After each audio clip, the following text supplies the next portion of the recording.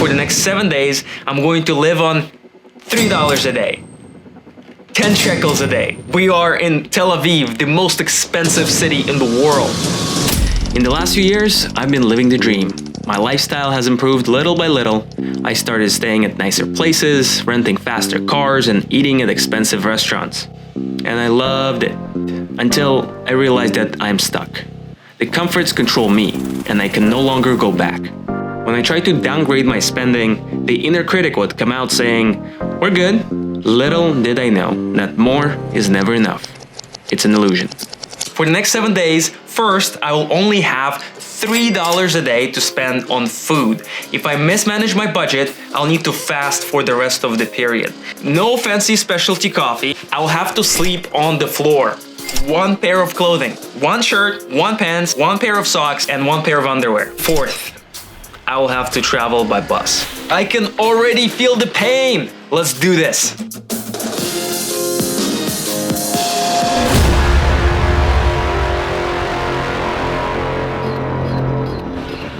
I need your clothes, your boots, and your motorcycle. Now I have to decide what I'm going to wear for the entire week. The choice of white pants as well, white shirt, or a black shirt. I'm pretty clumsy, so white shirt is a no-go. I have a pair of socks, a pair of underwear, but what I did not consider is when I'm going to hand wash my clothing, what I'm going to wear. So I'm going to add another pair of socks and another pair of underwear. Whew! 5 years ago, Tim Ferriss mentioned the poverty practice that really stuck with me. And the idea here is really profound. What if we could immunize ourselves from our fears by practicing the worst case scenarios? If we drink this poison in small doses, then our fears will lose their power and we'll become free. It's been 5 years since I've heard of this exercise and that I've wanted to do it, but I never got around to it. I always had important things to do. It was never convenient. I was scared. Now I have to do it. I have gotten soft. This is the only way. First, I need to buy enough food for the next 7 days. Just an example, here, noodles cost $2. So, okay. Did you actually think I was going to decide what to buy at the grocery store on the spot? I'm a lifestyle engineer. I'm on a mission, $21 and zero room for error. That's why I'm going to use artificial intelligence to do meal planning for me. And technically my OpenAI subscription costs $20, but...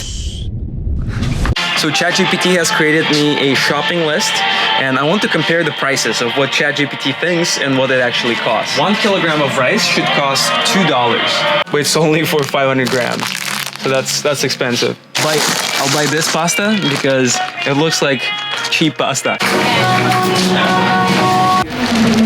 Okay, so the grand total is 60.34. So I have about 15 shekels more left. Pretty good deal. My cheat code is going to be making bread. So I bought some eggs, super expensive, and some flour. 2 kilograms of potatoes, which is going to be my cheat meal. I got rice for $4 and the cheapest pasta I could find. Also, probably not going to taste all that bad. I think the big question is, what do I want to eat today? It's going to be fucking amazing.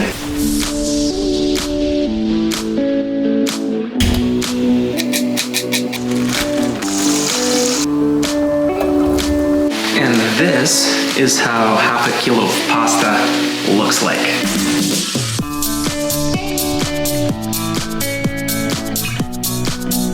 I can thrive on this. This makes a difference. Salt. So, fried pasta. Freaking delicious. That's what I'm going to eat for the rest of the day tomorrow. I have quite a bit left. I think I ate about 40% of my pasta. And I got a lunchbox. This lunchbox probably costs half of my budget, but I'm also going to borrow it. Hopefully that's a part of those 5 shekels. Every calorie counts.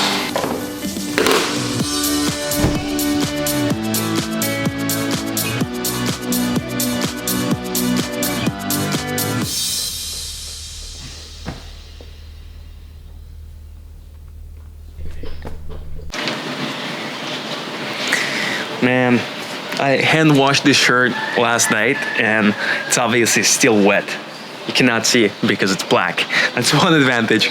But I guess I don't have much time and there isn't much sun, so I'll need to wear this shirt for the day and it's going to be wet. Kinda sucks. I really do not want to wear a wet shirt the entire day. I'm going to do something really dumb.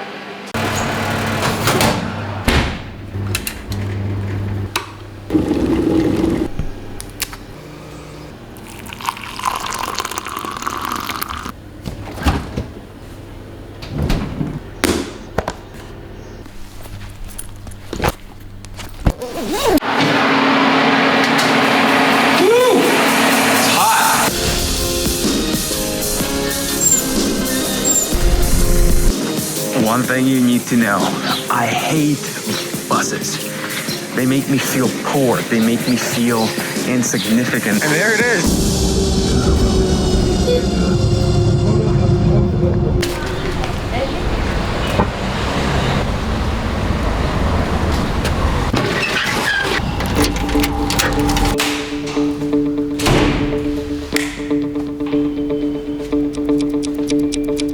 It's been probably 25 minutes. Just day 2. There's no bus. Why are you bus?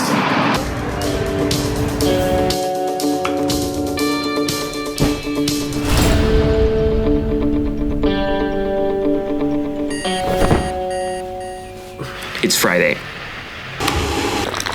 I took a bus, did some work at the studio. It's Friday night and we're in Israel. It's Shabbat time, meaning that every single thing is closed. People are not allowed to do any work. There are a few buses, but it's going to take as long as it would take me to walk there. 45 minutes.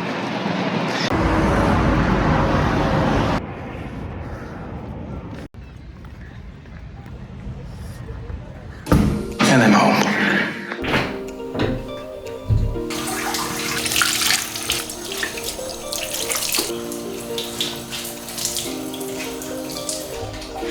And it's time to go to sleep. On the floor, of course.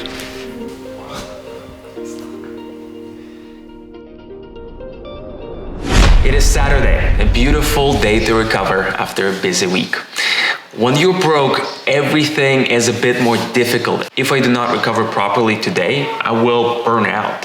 What sucks about being poor is that your entertainment options are limited. So I need to figure out how I can still recover and not be on my phone this entire time, because most people who do not have much money they resort to entertainment, TV, phone, consuming content because it's easy to entertain yourself this way when everything else that you can do that's good for you takes so much more effort. ChatGPT, I need a hand again. So I decided to cook something special for entertainment. I did a micro workout and went to a park to meet a friend. To be entirely honest, I felt so tired after walking around for 4 hours that I just stayed home and watched something. So no workouts, no meditation, and definitely no reading. Sounded much easier on paper.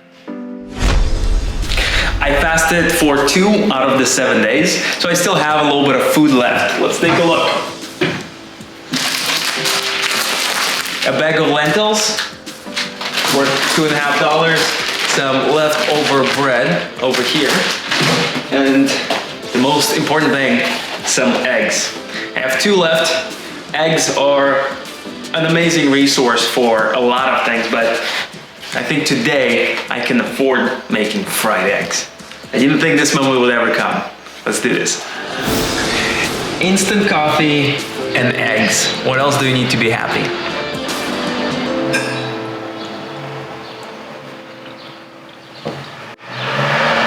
I missed it.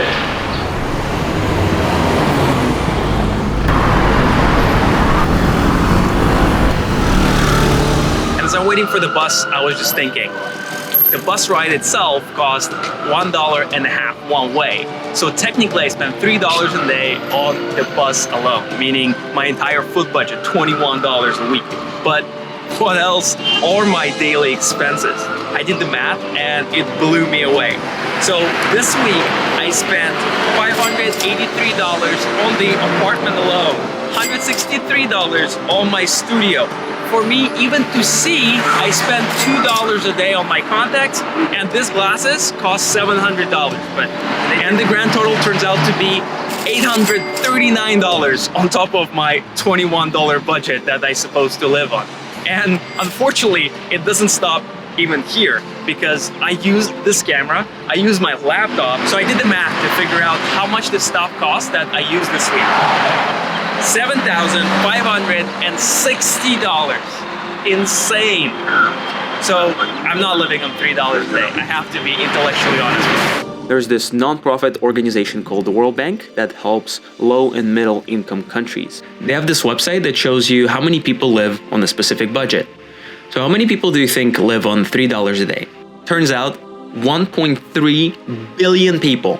And that's in 2019. So we've been doing pretty well as the world, because if we roll back 25 years and in around 2000, this number would have been 2.5 billion people. So twice as much. And the vast majority of those people live in Asia and Sub-Saharan Africa. What do you think will happen if we bump up this budget from $3 to $7? 3.7 billion people live below $7 per day. And looking at this graph for the last 30 years, it doesn't look like it's been improving much. Half of the entire world lives on $7 per day.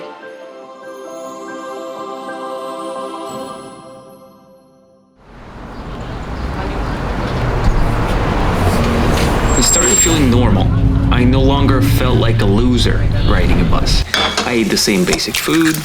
It's just food. During this week, I have felt pain of all of the practices other than sleeping on the floor. I actually kind of liked it. So tonight, I'm going to sleep outside, because why not?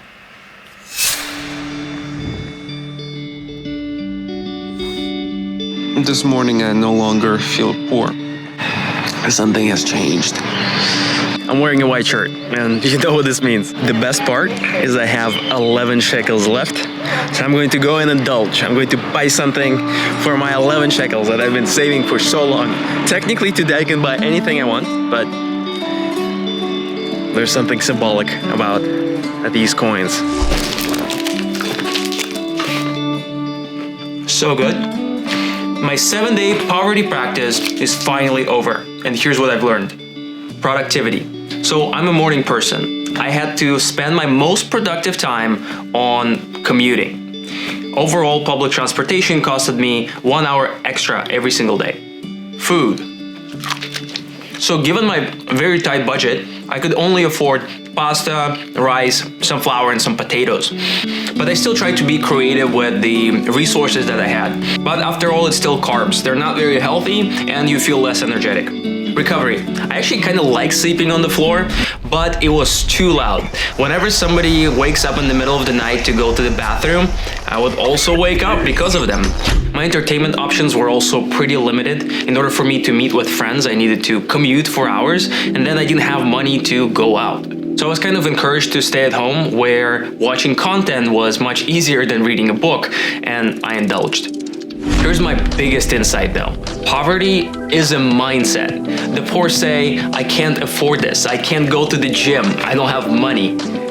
Do fucking push-ups, bitch! I can't afford education. Go on YouTube. They complain about the odds that they're dealt. And indeed, the odds are stacked against them. You have less time and less energy. I've experienced it firsthand. But what if instead you could ask yourself a question, how can I do something with the resources that I have? They complain about the cards that they're dealt, and indeed, the odds are stacked against them. They have less time and less energy. I've experienced it firsthand. We become what we think and what we say. It's all here. And unfortunately, the poverty mindset is contagious. And now, after 7 days of poverty practice, I know. Give me $3 a day, throw me on the street, but I won't feel poor. It's all in here. And there's nothing to be afraid of. It's a great exercise. Big thumbs up from me.